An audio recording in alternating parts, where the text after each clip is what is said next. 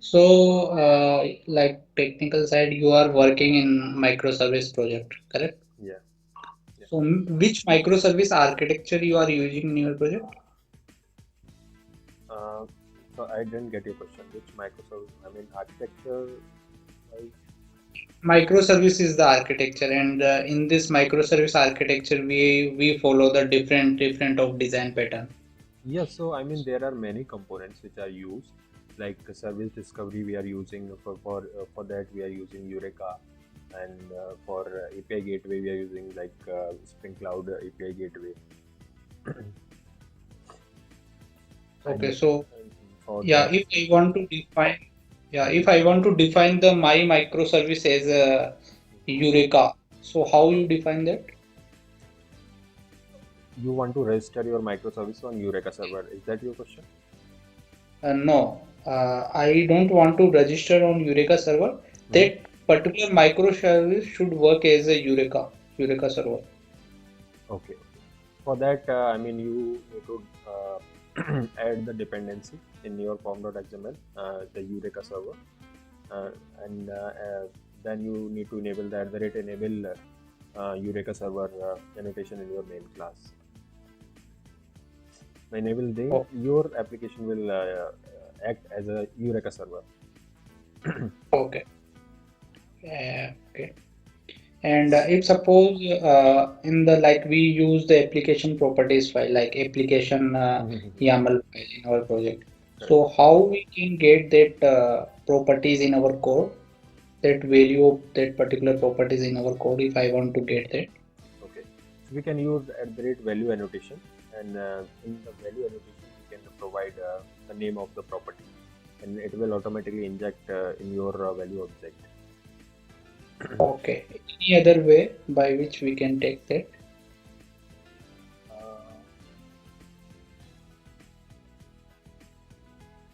Actually, we used to do in this way only. Maybe there are some other way. I need to look at. I mean, I have to read about it. Okay.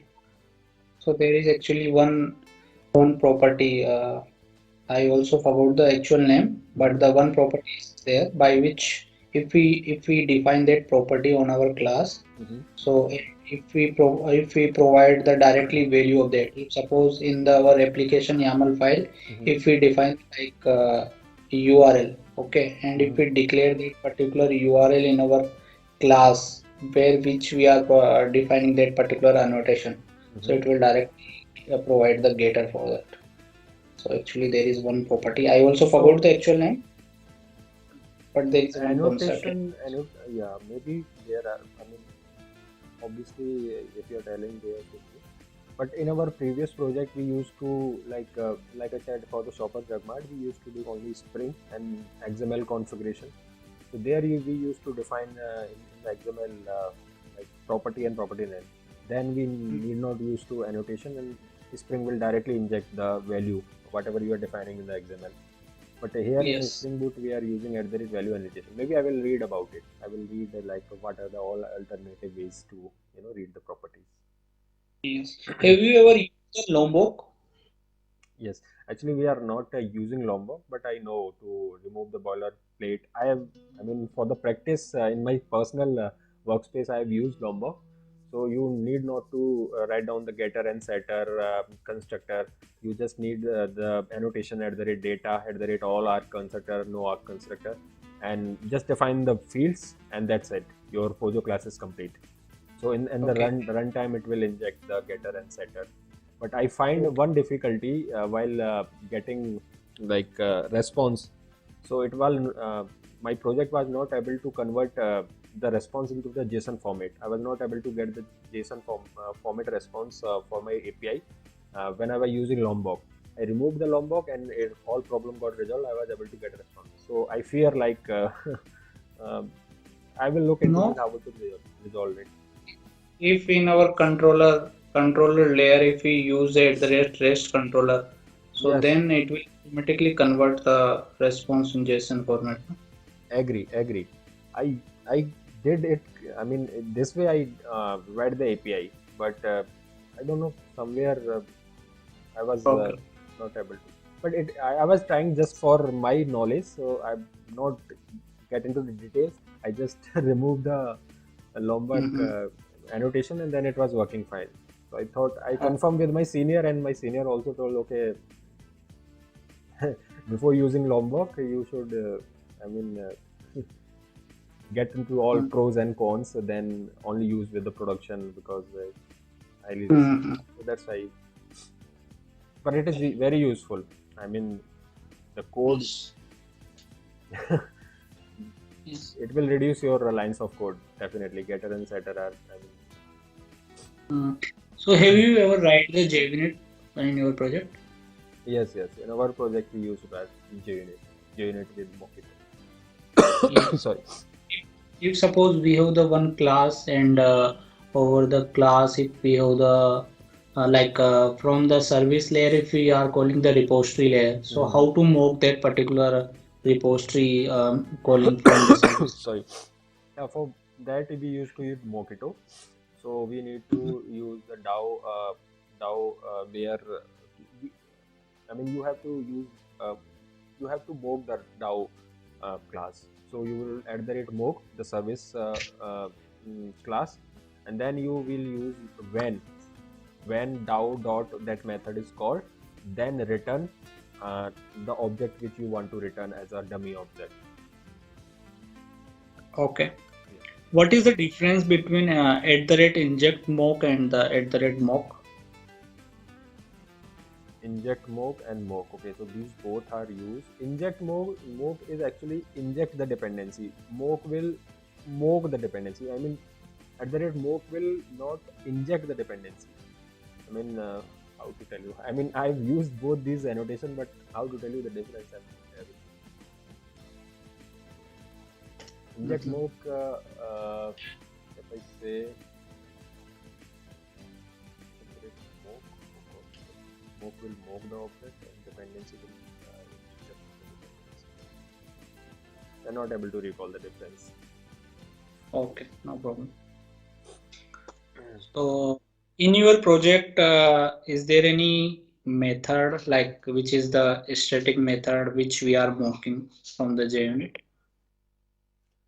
No, in our project we do not use, but we can mock the static methods by using Power Mock. That I know. Oh, no.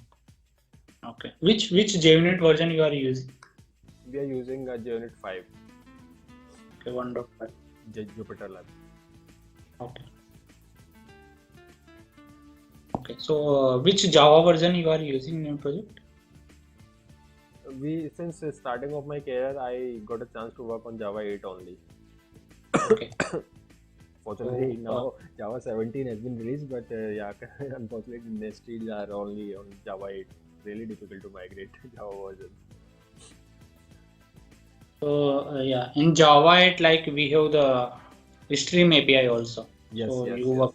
yes, yes, yes. So I've worked on let's take let's take the one scenario. that. Like if suppose we have the list of employee class, Okay. and for each employee we have the name and the price over there. Two fields are there for employee. Okay. Okay, so I want to only get the list, the name for employee which start with the N and the value like price will be greater than 500. So how to filter out that things? Okay. So please correct me if I'm right. You Mhm. have a employee list, and you want to filter the employee on the basis of name. The employee with having start their name by N and Mhm. having price more than 500, any 500. value. Yeah. Okay, so it's simple. You can use the intermediate method called filter. So I will tell you employee list dot stream dot filter, and in filter you will provide the condition. Suppose t, and that icon. I mean lambda function you can write t dot name start with in the start with you can provide the um, character and then the second condition and t dot price is greater than 500. So it will give you boolean value, and it will filter all the employees which qualify this condition. and then you can collect this list of employees by using And collect method. Yeah. if I don't want to collect that, if Mhm. only I want to summation of that all the values which satisfy that condition, how will you do that? You want to submit? I didn't get it. We want to summation of that particular value which satisfy both the condition. So output will be the one like integer value, which will have the summation of that all the price value which Okay. satisfy both the. Okay, I got it. Okay. So, see, it will give you the list of employee. I mean, the employee. So first, you will have to map the object into the prices. Okay. Then you will use dot map function t lambda function t dot price. So then you will be having only integer value, and then you can use summation. Um, mm, uh, there is one reduce function we can use reduce. Okay, Right.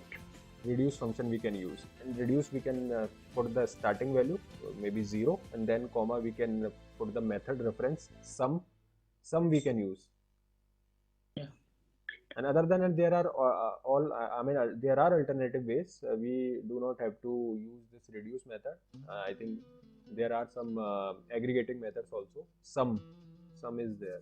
I mean, I can directly use the collect method, and collect we are having collectors dot, and yeah, we can do this way.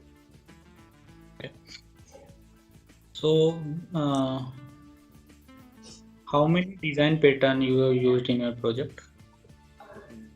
Java perspective you are asking, Right.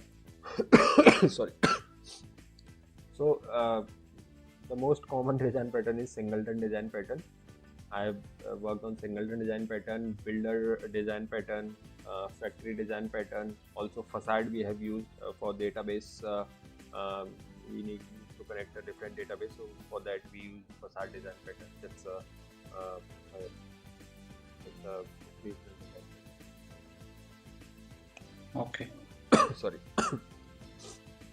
So yeah. So if suppose if we are going to implement the one REST API using the Springboard, Mhm. so when we implement any API, so we will pass the one request over there, like one request body over there Mhm. to validate or to write our logic. Okay. Mhm. So if I want to validate that particular request before hitting to controller API, so how you validate that particular request? Like if suppose in our request we have the one class employee, and in employee we have the some data I point got like you. name. Yeah. So how to validate that name, email address, and whatever is there? Sorry. So I think we have depends. Spring Boot provides some, I mean, validator API as well. I haven't used that, but I think we can do it. Spring Boot itself provide one framework called validator or something like that. We can write the logic in that. Have you heard about that at the rate not null, at the rate not blank Yes, yes, yes, concept? sir. So we can like, okay, you are asking in that way. Sorry, I Yes. forgot. Actually, there is one validator also. So in that we used to do that. But yeah, these fields on the we have Pojo like entity class. We can define these annotations as well. So this is also a way. At the rate not null, at the rate not blank. Some these annotation will help you to provide client I mean, they will restrict client to uh, inject blank or null values to the REST API. Mhm. Directly on top of the field, we can define these annotations. Yes, Okay. correct. And if suppose in the service layer like not in service layer, yeah, from the service layer we are calling to repository layer, and repository layer is saving some data, like Correct. we will use the Mm-hmm. dot save, dot delete. Mm-hmm. So if suppose we are using two repository call over there with the same method like save all and delete all, in both of them, if suppose one of them is failing, and if we want to roll back the changes from the DB, how you do that? For that, we will use the at the rate transactional annotation. Okay. I mean, the transactional annotation will restrict you to if I mean one of the operation is failed, then it will maintain the data consistency and it will roll back the changes that you've done. So it's a really good concept. Have you ever tested this one? Yes, yes, yes. I've used this at the rate transactional annotation in our project. Sorry, sorry. Okay, so yeah. So have you ever worked in CI/CD DevOps side Yes, anytime? not much, but yeah, I have. I mean, in our previous project, we were using Jenkins, CI/CD pipelines. In our current product, we are using GitLab. So we actually commit our code. There is one separate team, but I have idea how they are doing it. I have some friends, so I used to like asking them how this, and they show me like, okay, this is that. So that what they do, we have one GitLab CI.yml, and we write all the logic in that file. What all stages are and what all the goals that are supposed to happen to complete this continuous integration and continuous deployment. So all the Maven goals we define in that file. So with that, with the help of that file, GitLab runner will identify what task needs to be done, and it will done in the sequential manner. So yes, GitLab CI/CD pipelines, I have idea. In yeah, in your project, you also follow the things like when you done your code, you from like you only push your code into the GitHub, correct? Right, right. GitLab. From the STS. Which tool you are using for We are development? using Eclipse. Okay, Eclipse. And which Spring Boot version you are using? Uh, I mean, we are using if I remember correct, 2.3.4. I think we are using. Not exactly. Actually, we have inbuilt. Uh, inbuilt plugin for creating the Spring Boot project. So we just create a project and download the skeleton and write our logic. I have never, not concentrate on the version because it works like this. Whatever What version. is Sorry, what is Nexus? Any Nexus. Nexus, no idea. I have to read about it. idea? I will read about it. Next. Yeah, so you have knowledge about the containerization also, like Docker and the Yes. container and Yes, yes, yes. Kubernetes. Yes, yes, yes. So For some of the you application, we are using Docker. So we used to write like Docker file, and then with the help of this Docker file, GitLab, uh, we will create an image and we will post that image. Actually, in our project, we are using Amazon ECR, Elastic Container Registry. So this is a private repository. With the help of that Docker file, we will create an image and push that image to the ECR repository. And then with the help of this configuration in AWS, that image will be pulled back and deployed on the EC2 instances that we have in Amazon cluster. And while writing the cluster definition, we define like, okay, how many instances we required for our applications. So this way we can do. I have some bit of idea of AWS side deployment. Sorry. okay? So you have knowledge about the AWS services also, like Right, right. ECR, Yes, yes, yes, yes. ECR, Lemma. EC2, cluster definition, task definition, some bit of it. Lambda also. Lambda, I haven't worked. Okay. What is the agile methodology you follow in your project? Yes, so we are following Agile only. I mean, Agile is mainly used for continuous integration and deployment. I would say rapid application deployment. So whenever we got some changes, so we have a sprint scrum meeting sprint. We define the sprints, and then in every 7 days we have meetings with the client. Okay, this is what we have. Shall we deploy it? On the basis of their response, we will deploy our changes. Okay. So basically, So yeah. Sorry. is there any sprint happening in your project? Like 1 week, 2 week, 3 week, or how you deploy your changes? Like what is the time duration and the things? So mainly we actually target for the 21 days. Okay. Okay. So after every 21 days, we need to provide certain features. So we with in a client meeting we define, okay, these are the features which are required and what all the features which we can deliver in the next sprint. So we will work on them and then we will try to provide all the features in next 21 days. For that we will have internal meetings, daily meetings with our colleagues, and then we work on them and we will try to complete finish them on before the sprint time, actual sprint time. If somehow we are not able to complete them, whatever we have, we will deploy it. If everything is working fine, I mean, obviously we have to test it, and whatever we are not completing, we will put them in the backward, and based on the next client meeting, we will decide whether this feature needs to be included in the next meeting or client can wait, or there are some new requirements which we have to include in the next sprint. Who provides the requirement? Sorry, Who provides the requirement to development? we do not have Uh, any BA in our project, so actually we have a direct client meetings.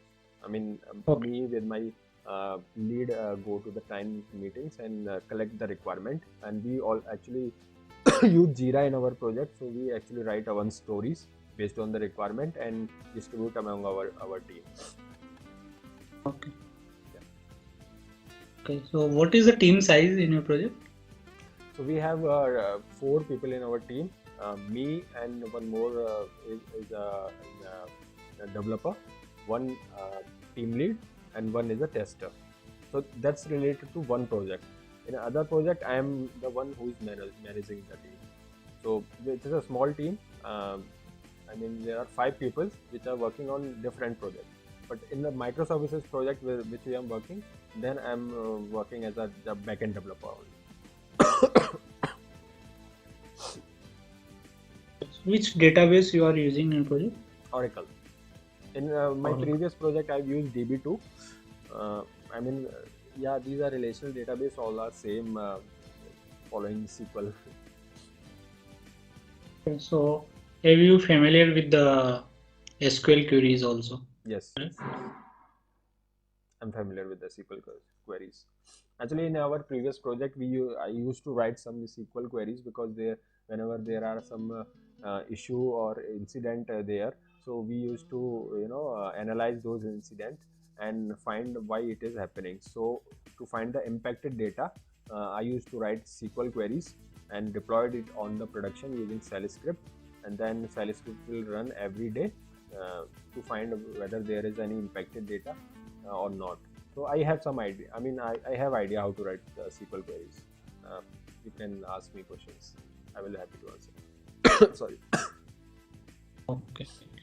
My last question is that why you are living with this current company if you have the good opportunity, you have the two different project, you have the microservice and the new Okay. technology project. Yeah. Uh, see, frankly speaking, I'm not completely involved in the micro. Like I said, I'm in other projects. I'm managing a team which is on the different technology, old technology. Like some projects are still using JSF 2.0 for the UI, and also Spring XML based configuration. So these are old technologies only, but they are actually restricting myself to work on the new. Actually, time constraint will be always there. Also, I have completed 5 years. 5 years is a big time gap for single company, right? So yeah, that's why. And also, to be very frank, I have financial commitments in my family or somewhere. So yeah, I think this is the time for a good change, for exploring new opportunities in the market. And in the market, yeah, there are new opportunities. Everything is going for cloud, and if I'm not getting what exposure I'm expecting, if I'm not getting in the current organization, then obviously I should look for the new one. like I said, you asked me like AWS. AWS, I have exposure, but not that much. Like I said, you asked me about lambdas. I do not have idea. I have heard about lambdas, but I do not have idea like how what this do. And this is because I haven't got chance to work on that. Okay. So, yeah, this is the reason. Sorry, I have. I mean, I have cold, so sorry. Sometimes I'm coughing. Yeah. Virendra, I have done any question for me? Yeah, the same question I would like to ask. Like, if I'm getting selected, what kind of work I will get, and what technology stack we are having as part of this candidature. That internal details I am not aware, but if suppose this interview is for my project, if I am not sure, but if suppose, then the technology like the Spring Boot microservice, and sometimes we need to work DevOps side also, and the tools like which we are using uh, STS, Maven, and the OCP harness, and there are so many things over there. But main thing we will work as a backend developer, where we will work like Java 11, Spring Boot microservice, basically you have the 4 or 3 microservice, and which have the, all the things like you. Any Uh, any chance to work on AWS in your project for the uh, deployment? currently, currently we don't have, but like we also did not get the chance to work over there. But the things recently, Yeah, yeah. our team, like our client manager, provided the one technical things, one technical Okay. thing to get the detail, to achieve the whatever what is the AWS, to Okay. get the knowledge about that. So Yeah, maybe he this will be required in future, I think. Yeah. yes, yes, So, maybe. So that's why we provide. But currently, be frankly, there is no AWS Nitin, related things. okay. Thank you, Nitin. Just one more question. Like for the learning purpose, uh, in TCS they provided Udemy access, or I mean, YouTube is also helping to learn new things. So, do we have similar concept in Infosys as well for the learning? No, we don't have any Udemy access, but they provide the so many training material over there. Training. So there are good training material. Okay. Yeah, yeah. Thank you, Nitin. Okay, thank you for your time. Thank you. Yeah.